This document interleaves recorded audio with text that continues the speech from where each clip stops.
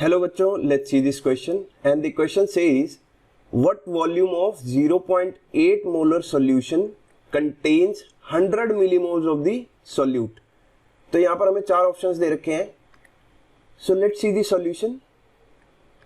तो यहाँ पर जो की कंसेप्ट यूज होगा बेसिकली वो मोलैरिटी का होगा which comes under concentration terms for solution। तो लिख लेते हैं इसी बात को। की कंसेप्ट इज, यहाँ हम लिख सकते हैं molarity of the solutions, molarity of the solutions.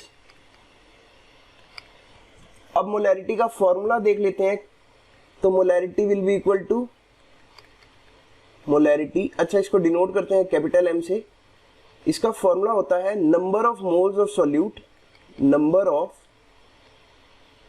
Moles of solute divided by volume of solution, volume of solution in liters, in liters। अब लेकिन क्वेश्चन में हमें मिलीमोल्स दे रखा है और ऑप्शंस में जो वॉल्यूम की वैल्यू आ रही है वो भी मिलीलीटर में आ रही है। तो इसका सेकंड फॉर्मूला हमें लिखना पड़ेगा which is equal to number of millimoles of solute, number of millimoles of solute.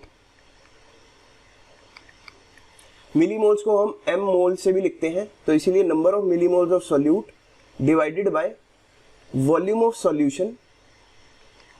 अब न्यूमरेटर में मिलीमोल्स आया है तो नीचे वॉल्यूम भी किस में आएगा, मिलीलीटर में। तो यहां पर हम लिख सकते हैं इन ml। तो अब बस हमें वैल्यूज पुट करनी है।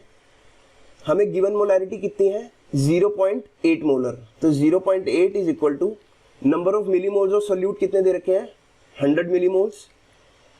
तो हमने वैल्यू पुट कर दी and divided by volume of solution, volume of solution in ml।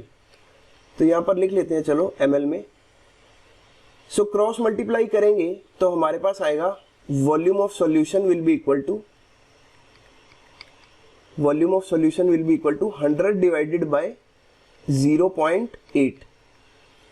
तो जब आप कैंसिल करोगे तो यहां से वैल्यू जो निकल कर आएगी that will be equal to 125 ml।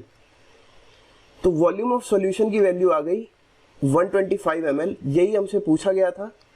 तो ऑप्शंस में देखते हैं, option B will be correct 125 ml। So बड़ा ही इजी क्वेश्चन था, फॉर्मूला बेस्ड क्वेश्चन था।